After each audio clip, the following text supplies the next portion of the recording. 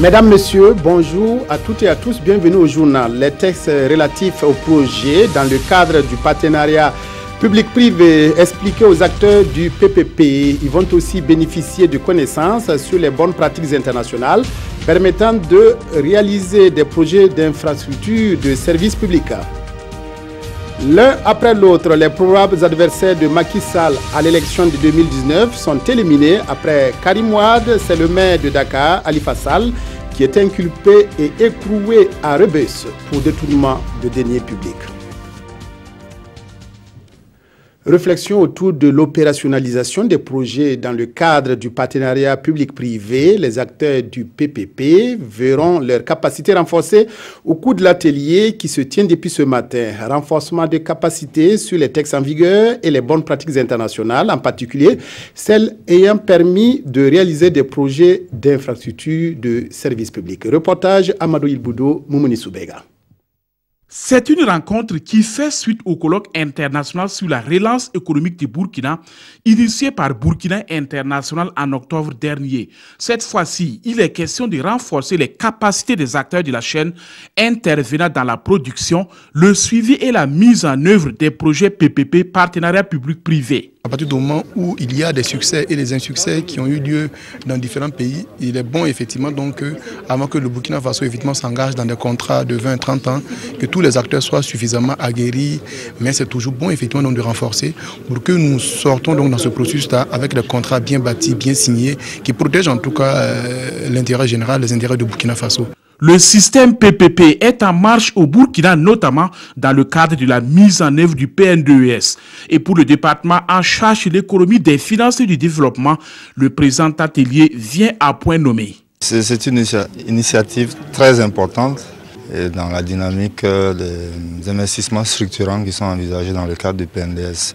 On a besoin de s'assurer que tous les éléments sont bien maîtrisés pour être les plus performants possibles, en tenant compte des expériences vécues dans les différents pays. Ce cadre de partage d'expériences sur le PPP est rendu possible grâce à Think Tank Burkina International. Il regroupe des cadres des ministères concernés et le secteur privé.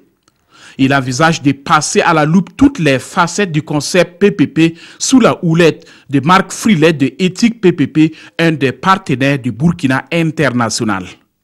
L'Organisation internationale de la francophonie, OIF, apporte sa contribution au renforcement de la cohésion sociale au Burkina. Cela à travers une formation des agents de la radio rurale sur le vivre ensemble. La rencontre a débouché sur la décision de concevoir des messages sous forme de micro-programmes. Ils seront diffusés sur les antennes de la radio rurale afin de sensibiliser les populations sur la cohabitation pacifique nécessaire au développement.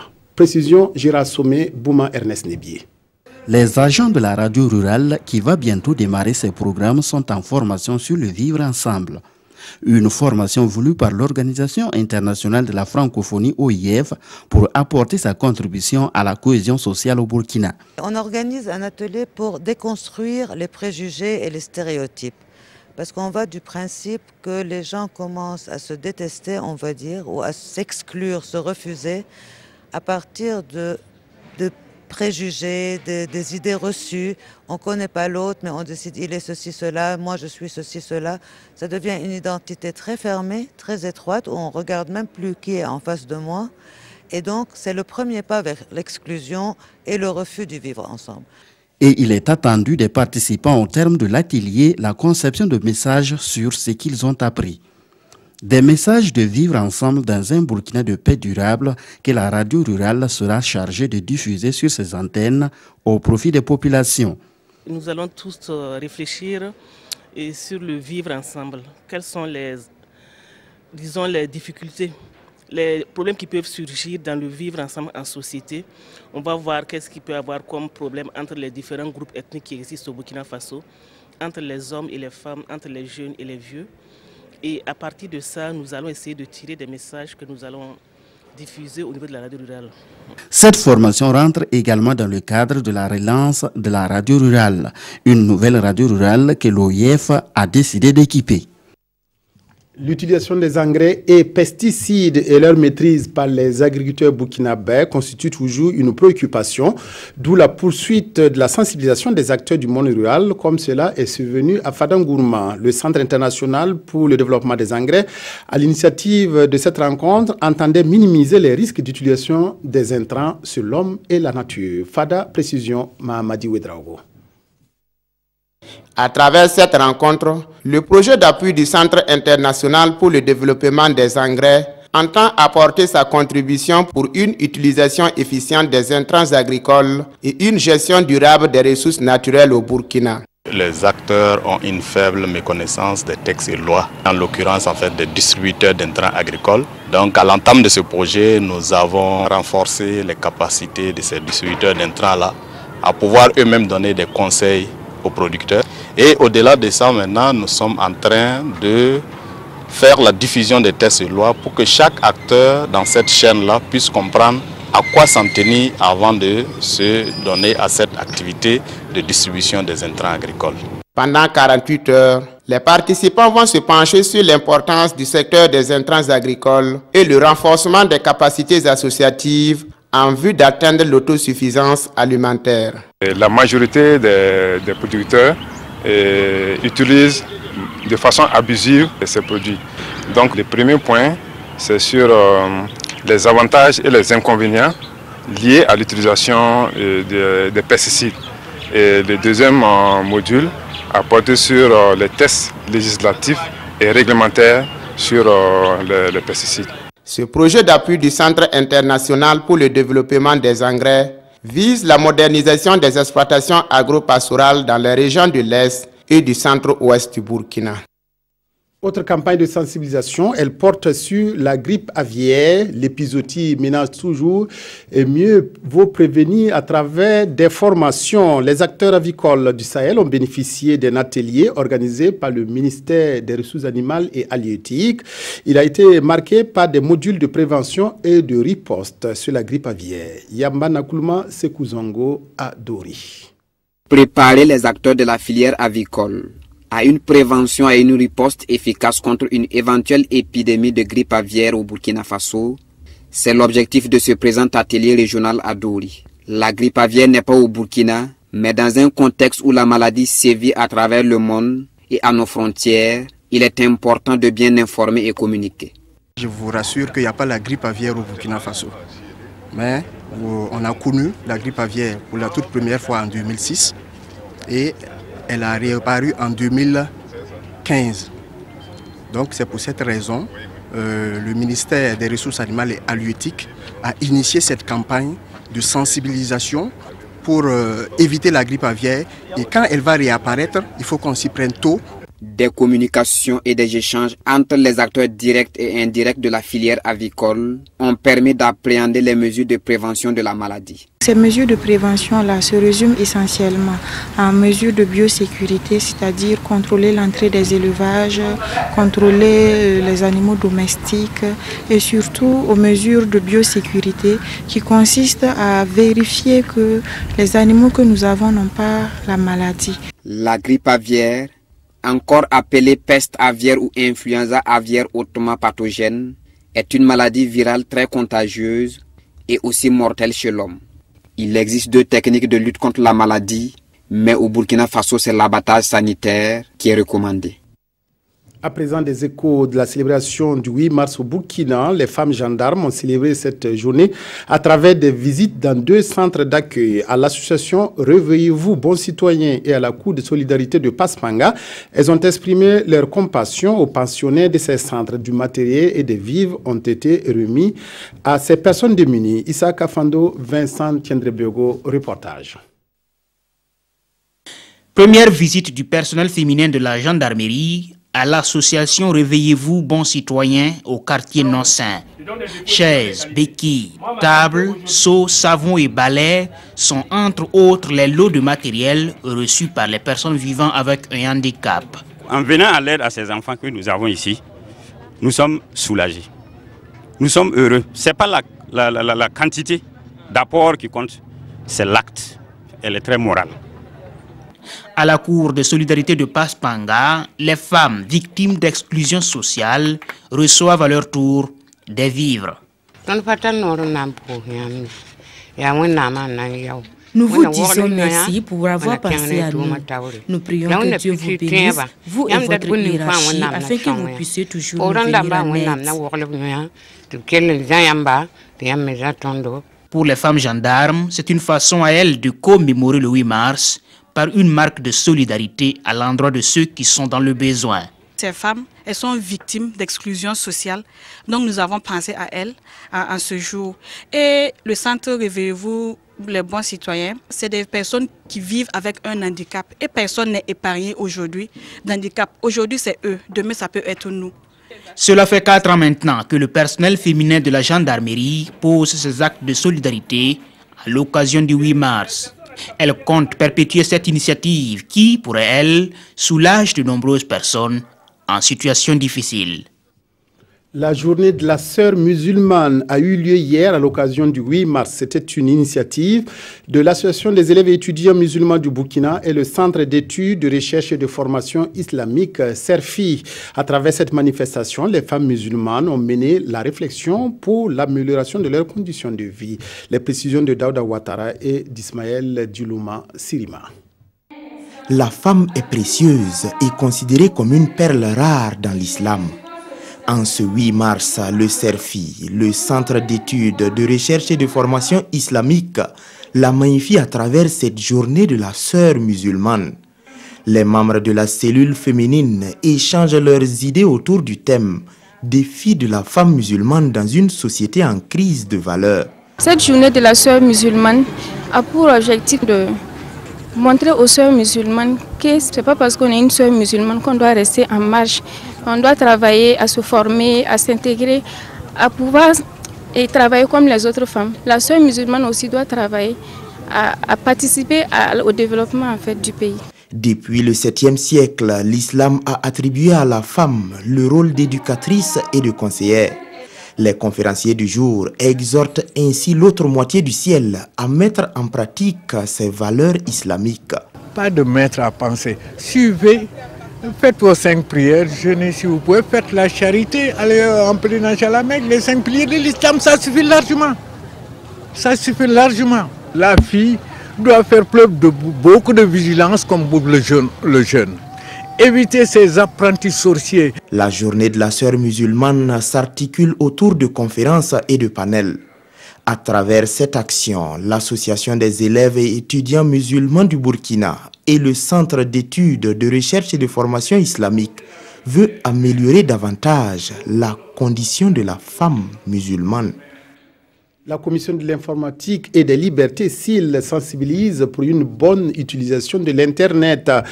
Une démarche qui concerne la jeunesse scolarisée. Bénéficiaires de cette initiative, les élèves du lycée municipal Nongromasson de Ouagadougou invités à prendre garde au piège des TIC.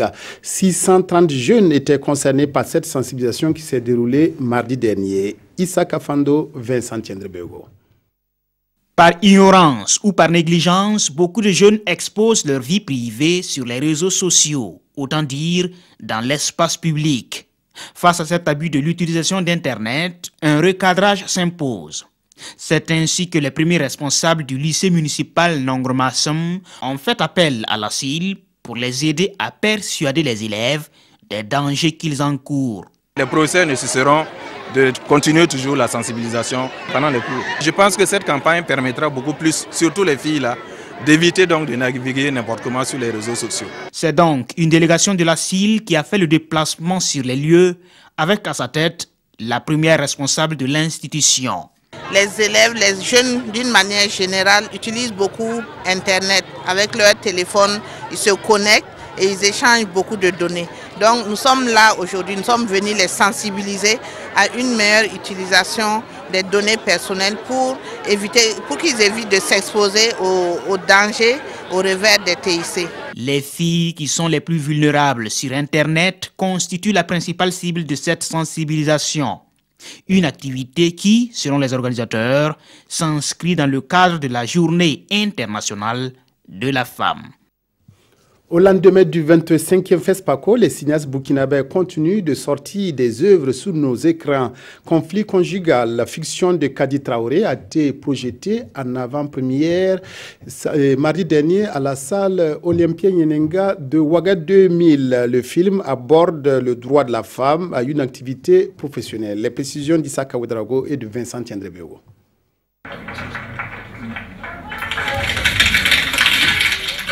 Conflit conjugal, c'est le tout nouveau long métrage de Kadi Traoré. C'est l'histoire d'un jeune couple d'intellectuels qui connaît une crise lorsque la femme veut elle aussi exercer une profession. Elle bute sur l'ego de son mari. Écoute Daniel, mes parents, ils ont souffert et travaillé dur pour me payer mes études, autant que les tiens. Alors je me dois de m'en occuper. Et je te signale que j'ai fini major de ma promotion avec un bac plus 7, s'il te plaît. Projeté en avant-première la veille du 8 mars, ce film pose le problème de l'émancipation de la femme. Le combat ici, ce n'est pas de combattre les hommes, non. Au contraire, c'est de montrer aux hommes qu'une femme autonome, une femme qui a une activité professionnelle est quand même un maillon important de la famille. Beaucoup de cinéphiles ont suivi ce film avec intérêt et réagissent à l'issue de la projection. La vie de la femme, voilà, c'est pas juste être au foyer, faire des enfants et puis s'occuper du ménage. Je dis non, non, on a dépassé ça, ça c'est l'époque. Maintenant, il faut valoriser la femme. La réflexion qu'on aura tous les jours, que l'homme et la femme seront ensemble, ça veut dire à jamais. Il faut réfléchir, il y a des problèmes qui viennent, à part l'aspect rêve, et il faut assumer. Et ça, j'ai beaucoup apprécié. Conflit conjugal est réalisé dans des conditions techniques appréciables, avec des décors alliant tradition et modernité. Il passe déjà en salle à Ouagadougou jusqu'au 19 mars prochain. La prison de Rebeuss pour Khalifa Sall, le maire de Dakar, est écroué pour escroquerie, détournement de deniers publics, association de malfaiteurs et de blanchiment de capitaux. Tout ça pour lui seul. Le dissident du Parti socialiste et probable candidat à la présidence en 2019 perd donc sa rébellion. Les partisans de Khalifa Sall, en tout cas, crient au procès politique. Détournement de fonds publics, association de malfaiteurs, faux et usage de faux, Khalifa Sall, le maire de Dakar, a été placé en détention avec 6 de ses collaborateurs. Les événements se sont accélérés pour lui quelques jours seulement après l'annonce de l'ouverture d'une information judiciaire. Entre 2011 et 2015, ce dernier aurait détourné près de 3 millions de dollars de fonds publics. Une somme colossale que les avocats du suspect affirment avoir été utilisée pour aider les plus démunis. Mais ces arguments n'ont pas su convaincre le juge d'instruction. Le maire passera donc pour l'instant ses nuits en prison. Mais ses avocats crient au complot car sa supposée générosité va lui coûter cher. En effet, cette inculpation risque de compromettre les espoirs politiques de Khalifa Sall, lui qui se préparait déjà pour les prochaines élections législatives et présidentielles, prévues respectivement en juillet de cette année et en février 2019. L'incarcération du maire de Dakar fait du reste la une des journaux de ce jeudi. Les confrères reviennent aussi sur la lutte contre le terrorisme. La revue de presse est signée Aimé Solange Yigma. Les éditorialistes des journaux du jour se penchent sur le terrorisme au nord du Burkina. C'est le règne des assassins au nord, indique Sidoya, tout en précisant que l'inquiétude est désormais omniprésente chez les habitants du nord du pays. Pour preuve, souligne aujourd'hui au Faso, 2 terroristes ont été identifiés par des enseignants ce lundi 6 mars à la rencontre avec la délégation gouvernementale à la mairie de Guibo et par peur de représailles, les enseignants n'ont pas osé dénoncer ces derniers. Il est donc impératif, suggère le quotidien, que l'État restaure la confiance rompue entre autorités et population. Car, insiste le pays, il ne faut jamais oublier que le meilleur allié de l'État dans son combat contre Malam Dicko et ses talibans, ce sont les populations. Tout en invitant le gouvernement à explorer d'autres pistes de lutte pour extirper le soum de la menace djihadiste. Par exemple, explique-t-il, mettre à contribution les voies les plus autorisées en matière d'islam dans la zone pour déconstruire l'argumentaire développé par Malam Dicko, comme l'a fait au Sénégal avec les puissantes confréries musulmanes qui ont offert leur service pour endiguer la vague islamique qui a déferlé pratiquement sur l'ensemble des pays du Sahel africain. Même si tout n'est pas rose là-bas, comme nous l'indique aujourd'hui au Faso, avec l'incarcération de Khalifa Sall, le maire de la capitale sénégalaise, reproché d'avoir détourné entre 2011 et 2015 1,8 milliard de francs CFA. Est-ce une opération main propre clamée par le président Macky Sall dès son accession au pouvoir ou un simple règlement de compte, se demande bien ce journal, pour qui la réponse n'est pas simple. Mais pour l'observateur Palga, c'est une façon de l'empêcher d'être candidat aux législatives du 30 juillet 2017 et surtout à la présidentielle de 2019. Alors que certains ont fait une formidable remontada, nous allons faire une descendada. Demain, vous retrouverez à 13h Marguerite Douagneau. Excellent après-midi à toutes et à tous.